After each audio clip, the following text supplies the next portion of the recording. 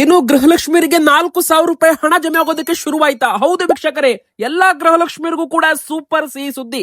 ಎಲ್ಲರ ಅಕೌಂಟ್ಗೂ ಕೂಡ ಹಣ ಜಮೆ ಆಗ್ತಾ ಇದೆ. ನಿಮ್ಮ ಅಕೌಂಟ್ಗೆ ಇನ್ನೂ ಹಣ ಬಂದಿಲ್ವಾ? ಯಾವಾಗ ಬರುತ್ತೆ? ಯಾವ ದಿನಾಂಕದಂದು ನಿಮ್ಮ ಖಾತೆಗೆ ಹಣ ಬರುತ್ತೆ? 31ನೇ ಕಂತು ಹಣ ಬಿಡುಗಡೆ ಬಗ್ಗೆ ದೊಡ್ಡ ಬ್ರೇಕಿಂಗ್ ನ್ಯೂಸ್ ಅಂತಾನೆ ಹೇಳ್ಬಹುದು. ಮತ್ತೊಂದು ಕಡೆಗೆ ಬಯೋಮೆಟ್ರಿಕ್ ನಿಯಮಗಳ ಬಗ್ಗೆನೂ ಕೂಡ ಅಪ್ಡೇಟ್ ಬಂದಿದೆ.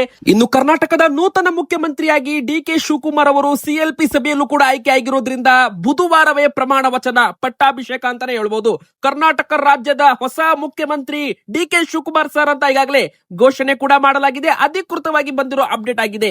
ಇನ್ನು ವೀಕ್ಷಕರೇ, ನೋಟ್ಗಳ ಬಗ್ಗೆ ದೊಡ್ಡ ಒಂದು ಅಪ್ಡೇಟ್ ಬಂದಿದೆ. RBI ಮತ್ತೆ ಪ್ಲಾಸ್ಟಿಕ್ ನೋಟ್ ಗಳನ್ನ ತರಬಹುದು ಅಂತ ಹೇಳಲಾಗ್ತಾ ಇದೆ ವೀಕ್ಷಕರೇ. ಹೌದು, 100, 200 ಹಾಗೂ 500 ಮುಖಬೆಲೆಯ ಪ್ಲಾಸ್ಟಿಕ್ ನೋಟ್ಗಳು RBI ತರಲು ಚಿಂತನೆ ಮಾಡ್ತಾ ಇದೆ ಅಂತೆ. ಹಾಗಾದ್ರೆ ಹಳೆ ನೋಟ್ಗಳ ಬಗ್ಗೆ ಏನು? ಇದರಲ್ಲೂ ಕೂಡ ದೊಡ್ಡ ಒಂದು ಬ್ರೇಕಿಂಗ್ ನ್ಯೂಸ್ ಇದೆ, ಅದನ್ನು ನೋಡೋಣ. ಇನ್ನು 3 ದಿನಗಳ ಕಾಲ ಭಾರಿ ಮಳೆ ಆಗೋದ್ರಿಂದ ಜನರು ಸ್ವಲ್ಪ ಹುಷಾರಾಗಿರ್ಬೇಕು, ಎಚ್ಚರವಾಗಿರ್ಬೇಕು. ಎದಕ್ಕಂದ್ರೆ ಕರ್ನಾಟಕ ರಾಜ್ಯದಂತ ಗುಡುಗು ಸಿಡಿಲು ಸಮೇತ ಭಾರಿ ಮಳೆ, ಮುಂಗಾರು ಎಂಟ್ರಿ ಅಂತಾನೂ ಕೂಡ ಇಲ್ಲಿ ಹೇಳಲಾಗ್ತಾ ಇದೆ ವೀಕ್ಷಕರೇ. ನಿಮ್ಮ ಊರಲ್ಲೂ ಕೂಡ ಮಳೆ ಬರ್ತಾ ಇದ್ರೆ ನಿಮ್ಮ ಊರಿನ ಹೆಸರನ್ನ ಕಮೆಂಟ್ ಮಾಡಿ. ಹಾಗೂ ಬಂಗಾರ ಮತ್ತು ಬೆಳ್ಳಿ ಬೆಲೆ ಮತ್ತೆ ಭಾರಿ ಒಂದು ಇಳಿಕೆ ಆಗಲು ಶುರುವಾಗ್ತಾ ಇದೆ. ನೋಡಿ, ನರೇಂದ್ರ ಮೋದಿಜಿಯವರು 1 ವರ್ಷಗಳ ಕಾಲ ಖರೀದಿ ಮಾಡಬೇಡಿ ಅಂತ ಹೇಳಿದ್ರಲ್ಲ, ಭಾರಿ ಒಂದು ಕುಸಿತವಾಗಿದೆ ಬಂಗಾರದ ಖರೀದಿ. ಡಿಮ್ಯಾಂಡ್ ಕಡಿಮೆ, ಬೆಲೆ ಕೂಡ ಇಳಿಕೆ ಆಗಲೇಬೇಕು. ಪ್ರತಿಯೊಂದನ್ನು ಕೂಡ ನೋಡೋಣ. ದಯವಿಟ್ಟು ವಿಡಿಯೋನ ಪೂರ್ತಿಯಾಗಿ ನೋಡಿ. ಹಾಗೂ ನೀವು ಕೂಡ ರೇಷನ್ ಕಾರ್ಡ್ ಹೊಂದಿದ್ರೆ, ಗೃಹಲಕ್ಷ್ಮಿಯರಾಗಿದ್ರೆ ಬೇಗನೆ ವಿಡಿಯೋಗೆ ಲೈಕ್ ಮಾಡಿ. ಯಾಕಂದ್ರೆ ನಿಮ್ಮ ಒಂದು ಲೈಕ್ ಇಂದ ನಮಗೆ ತುಂಬಾ ಸಂತೋಷ ಸಿಗುತ್ತೆ ವೀಕ್ಷಕರೇ. ಇನ್ನು ಎರಡನೇದಾಗಿ, ಪ್ರತಿಯೊಬ್ರು ಕೂಡ ನಾವು ಕೇಳೋ ಪ್ರಶ್ನೆಗೆ ದಯವಿಟ್ಟು ಕಮೆಂಟ್ ಮಾಡಿ. ನಿಮಗೆ 30ನೇ ಕಂತು ಹಣ ಜಮೆ ಆಯ್ತಾ? ಎದಕ್ಕಂದ್ರೆ ನೋಡಿ, ಈಗ 31ನೇ ಕಂತು ಹಣ ಕೂಡ ಬಿಡುಗಡೆ ಆಗ್ತಾ ಇದೆ. ಈ ಮೂಲಕ ಎಲ್ಲಾ ಗೃಹಲಕ್ಷ್ಮಿಯರಿಗೂ ಕೂಡ 60,000 ರೂಪಾಯಿವರೆಗೂ ಹಣ ಹಾಕಿದಂತಾಗಿದೆ. ಒಂದು ಕಡೆಗೆ ಮುಖ್ಯಮಂತ್ರಿ ಸ್ಥಾನಕ್ಕೆ ರಾಜೀನಾಮೆ ಕೊಟ್ಟಿದ್ದಾರೆ ಸಿದ್ದರಾಮಯ್ಯನವರು. ಆದ್ರೂ ಕೂಡ ಹಣ ಬರೋದು ನಿಂತಿಲ್ಲ. ಇದು ಕೂಡ ನಿಮಗೆ ಗೊತ್ತಿರಲಿ. ನೋಡಿ, ಈಗಲೂ ಕೂಡ ನಿನ್ನೆನು ಇವತ್ತು ಕೂಡ ಬೆಳಂಬೆಳಿಗ್ಗೆ ಗೃಹಲಕ್ಷ್ಮಿಯರ ಅಕೌಂಟ್ಗೆ ಹಣ DBT ಮೂಲಕ ಜಮೆ ಆಗ್ತಾ ಇದೆ. ನೋಡಿ, ಒಟ್ಟಿಗೆ ಜಮೆ ಆಗಲ್ಲ. ಕೆಲವು ಜಿಲ್ಲೆಗಳಲ್ಲಿ ಬೇಗ ಜಮೆ ಆಗುತ್ತೆ, ಕೆಲವು ಜಿಲ್ಲೆಗಳಲ್ಲಿ ಲೇಟ್ ಆಗಿ ಜಮೆ ಆಗುತ್ತೆ.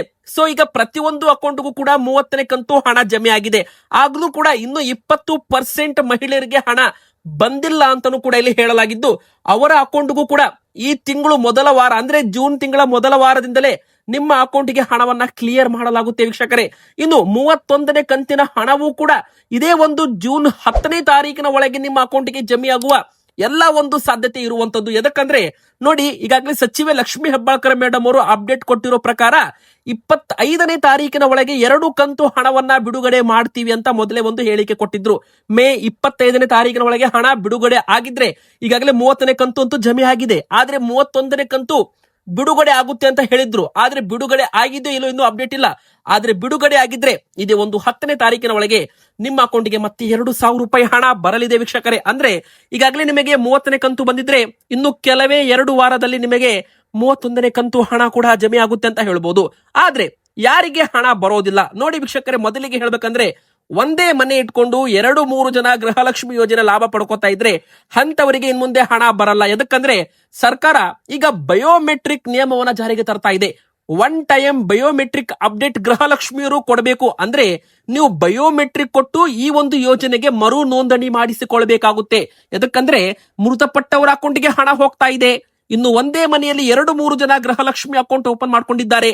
ಇನ್ನು ಬೇರೆಯವರ ಮೊಬೈಲ್ ನಂಬರ್, ಬೇರೆಯವರ ಹೆಸರು, ಆದ್ರೆ ಯೋಜನೆ ಹಣ ಹೋಗ್ತಾ ಇರೋದು ಬೇರೆಯವರಿಗೆ. ಈ ತರನು ಕೂಡ ಆಗಿದೆ. ಸೊ 100 ಕೋಟಿ ರೂಪಾಯಿ ಹಣ ಅಕ್ರಮವಾಗಿ ಹೋಗ್ತಾ ಇದೆ. ಹೀಗಾಗಿ ಸರ್ಕಾರ ಈ ಒಂದು ಯೋಜನೆ ಲಾಭ ಜನರಿಗೆ ಸಿಗ್ತಾ ಇದೆಯೋ ಇಲ್ವೋ ಅಂತ ಚೆಕ್ ಮಾಡ್ಕೊಳ್ಳಕ್ಕೆ ಬಯೋಮೆಟ್ರಿಕ್ ಅನ್ನ ತರ್ತಾ ಇದ್ದಾರೆ. ಬಯೋಮೆಟ್ರಿಕ್ ಅಪ್ಡೇಟ್ ನೀವು ಮಾಡಿಸಬೇಕು. ಅಂದ್ರೆ ನಿಮ್ಮ ಗೃಹಲಕ್ಷ್ಮಿ ಯೋಜನೆಗೆ KYC ಅಪ್ಡೇಟ್ ಅಂತ ಸಿಂಪಲ್ ಲ್ಯಾಂಗ್ವೇಜ್ ಅಲ್ಲಿ ಹೇಳ್ಬಹುದು. ನೋಡಿ, ಯಾರು ಬಯೋಮೆಟ್ರಿಕ್ ಕೊಡ್ತಾರೆ ಅವರ ಅಕೌಂಟ್ಗೆ ಹಣ ಚಾಲ್ತಿಯಾಗಿ 2,000 ರೂಪಾಯಿ ಪ್ರತಿ ತಿಂಗಳು ಬರುತ್ತೆ. ಆದ್ರೆ ಯಾರು ಬಯೋಮೆಟ್ರಿಕ್ ಕೊಡಲ್ಲ ನೋಡಿ, ಅವರ ಅಕೌಂಟ್ಗೆ ಹಣ ಬರೋದಿಲ್ಲ ಅಂತಾನೆ ಹೇಳ್ಬಹುದು. ಇನ್ನು ತೆರಿಗೆ ಪಾವತಿ ಮಾಡ್ತಾ ಇದ್ದವರು, GST ರಿಟರ್ನ್ಸ್ ಪಾವತಿ ಮಾಡ್ತಾ ಇದ್ದವರು, ಗೃಹಲಕ್ಷ್ಮಿಯರಾಗಿರ್ಲಿ, ಗೃಹಲಕ್ಷ್ಮಿಯರ ಯಜಮಾನರು ಕೂಡ ತೆರಿಗೆ ಪಾವತಿ ಮಾಡ್ತಾ ಇದ್ರೆ, GST ರಿಟರ್ನ್ಸ್ ಮಾಡ್ತಾ ಇದ್ರೆ ಅಂತವರಿಗೆ ಅಕೌಂಟ್ಗೂ ಕೂಡ ಹಣ ಬರೋದಿಲ್ಲ. ಇನ್ನು ರೇಷನ್ ಕಾರ್ಡ್ ಅಲ್ಲಿ ಹೆಸರು ಮಿಸ್ ಮ್ಯಾಚಿಂಗ್ ಆಗಿರ್ಬೋದು, ಬ್ಯಾಂಕ್ ಅಕೌಂಟ್ ಇನ್ಆಕ್ಟಿವ್ ಸೇರಿದಂತೆ ಈ ಕಾರಣಗಳಿಂದಲೂ ಕೂಡ ಹಣ ಬರೋದಿಲ್ಲ ವೀಕ್ಷಕರೇ. ಇನ್ನು DCM ಡಿ.ಕೆ. ಶಿವಕುಮಾರ್ ಸರ್ ಈಗ ಮುಖ್ಯಮಂತ್ರಿ ಸ್ಥಾನಕ್ಕೆ ಆಯ್ಕೆ ಆಗಿದ್ದಾರೆ.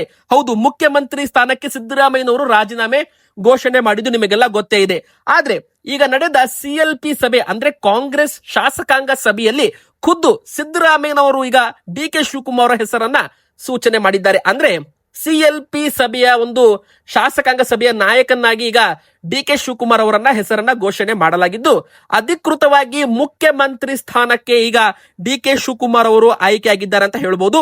ಇದೇ ಒಂದು ಬುಧವಾರದ ಒಳಗೆ ಕರ್ನಾಟಕದ ನೂತನ ಮುಖ್ಯಮಂತ್ರಿಯಾಗಿ DK ಶಿವಕುಮಾರ್ ಅವರು ಪ್ರಮಾಣ ವಚನ ಸ್ವೀಕಾರ ಮಾಡಲಿದ್ದಾರೆ ಎಂಬುವ ಒಂದು ದೊಡ್ಡ ಬ್ರೇಕಿಂಗ್ ನ್ಯೂಸ್ ಸದ್ಯಕ್ಕೆ ಬಂದಿರುವಂತದ್ದು ವೀಕ್ಷಕರೇ. DK ಶಿವಕುಮಾರ್ ಅವರ ಸರ್ಕಾರದಲ್ಲಿ ಯಾವ ಸಚಿವರಿಗೆ ಯಾವ ಖಾತೆ ಸಿಗುತ್ತೆ? ಈಗ ನೋಡಿ, ಸಿದ್ದರಾಮಯ್ಯನವರು ಇದ್ದಾಗ ಅವರ ಖಾತೆಯಲ್ಲಿ ಒಂದೊಂದು ಅಕೌಂಟ್ಗೆ ಒಬ್ಬೊಬ್ಬರು ಸಚಿವರಿದ್ರು, ಒಬ್ರು DCM ಇದ್ರು, ಅವರು DK ಶಿವಕುಮಾರ್ ಸರ್. ಆದ್ರೆ ಈ ಬಾರಿ ಮುಖ್ಯಮಂತ್ರಿಯವರ ಒಂದು DK ಶಿವಕುಮಾರ್ ಸರ್ಕಾರದಲ್ಲಿ, ಇವರ ಒಂದು ಸರ್ಕಾರದಲ್ಲಿ DCM ಅವರು 4 ಜನ ಇರಬಹುದು ಅಂತ ಹೇಳಲಾಗ್ತಾ ಇದೆ. ಅಂದ್ರೆ 4 ಜನ DCM ರೇಸಲ್ಲಿ ಇದ್ರೆ ಇನ್ನೊಬ್ರು KPCC ಅಧ್ಯಕ್ಷರ ರೇಸಲ್ಲಿ ಇರುವಂತದ್ದು. ನೋಡಿ, ಈಗ KPCC ಸ್ಥಾನಕ್ಕೂ ಕೂಡ DK ಶಿವಕುಮಾರ್ ಅವರು ರಾಜೀನಾಮೆ ಕೊಡ್ತಾರೆ ಎಂಬ ಪ್ರಶ್ನೆ ಕೂಡ ಬರುತ್ತೆ. ಯಾಕಂದ್ರೆ KPCC ಅಧ್ಯಕ್ಷರು DK ಶಿವಕುಮಾರ್ ಸರ್ ಅವರು ಈಗ ಅವರು ಮುಖ್ಯಮಂತ್ರಿ ಸ್ಥಾನಕ್ಕೆ ಆಯ್ಕೆ ಆಗಿರೋದ್ರಿಂದ ಅವರು ಪ್ರಮಾಣ ವಚನ ತಗೊಂಡ್ಮೇಲೆ KPCC ಅಧ್ಯಕ್ಷರು ಯಾರಾಗ್ತಾರೆ, ಇನ್ನು DCM ಯಾರಾಗ್ತಾರೆ, 4 ಜನ DCM ಇರ್ತಾರ ಅಥವಾ ಯಾರು DCM ಇರೋದಿಲ್ವಾ, ಓನ್ಲಿ CM?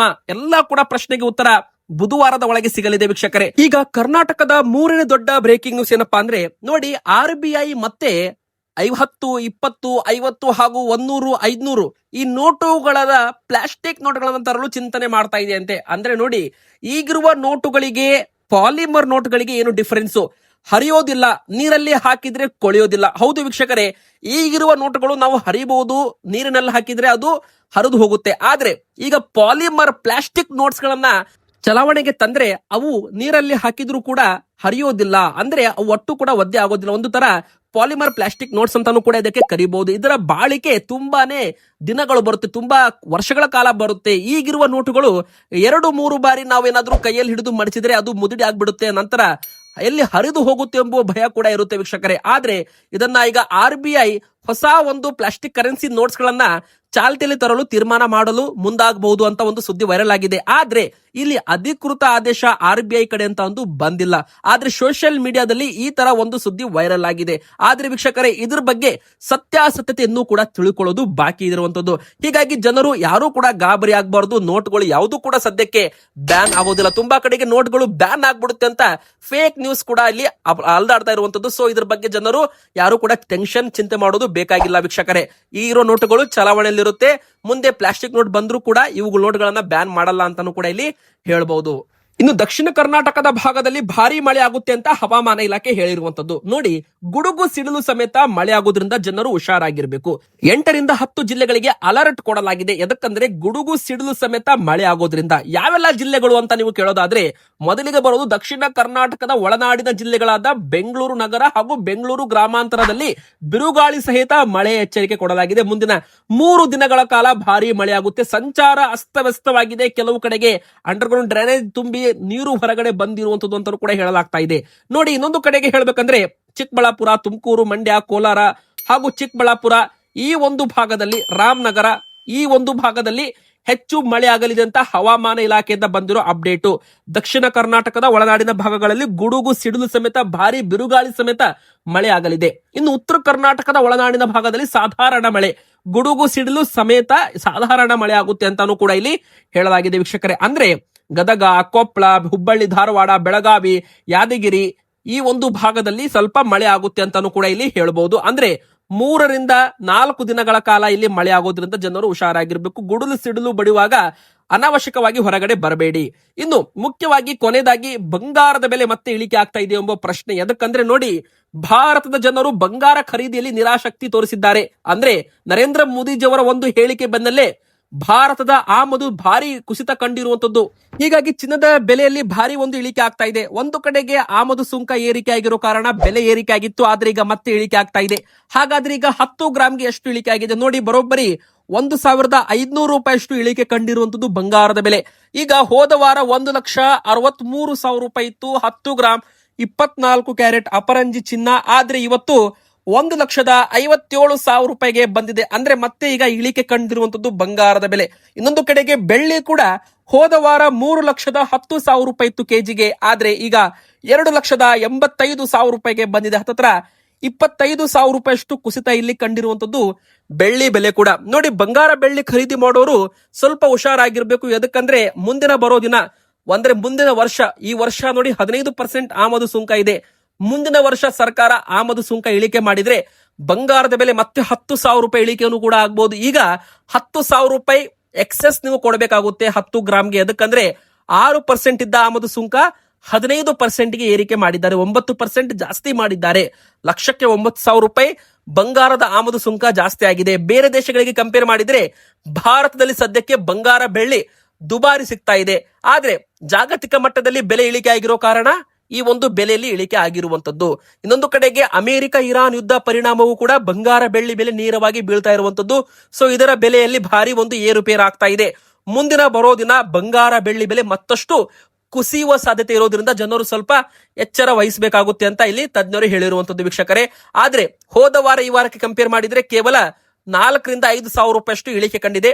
ಬೆಳ್ಳಿ 2,85,000 ರೂಪಾಯಿ 1 ಕೆಜಿಗೆ, ಬಂಗಾರ 1,57,000 ರೂಪಾಯಿ 10 ಗ್ರಾಮ್ 24 ಕ್ಯಾರೆಟ್ ಅಂತ ಹೇಳ್ತಾ ಇವತ್ತಿನ ವಿಡಿಯೋ ಮುಗಿಸ್ತಾ ಇದ್ದೇನೆ. ವಿಡಿಯೋ ಲೈಕ್ ಮಾಡಿ, ನಿಮ್ಮ ಮನಸ್ಸಿಗೆ ಕಮೆಂಟ್ ಮಾಡಿ, ಚಾನಲ್ಗೆ ಸಬ್ಸ್ಕ್ರೈಬ್ ಆಗಿ.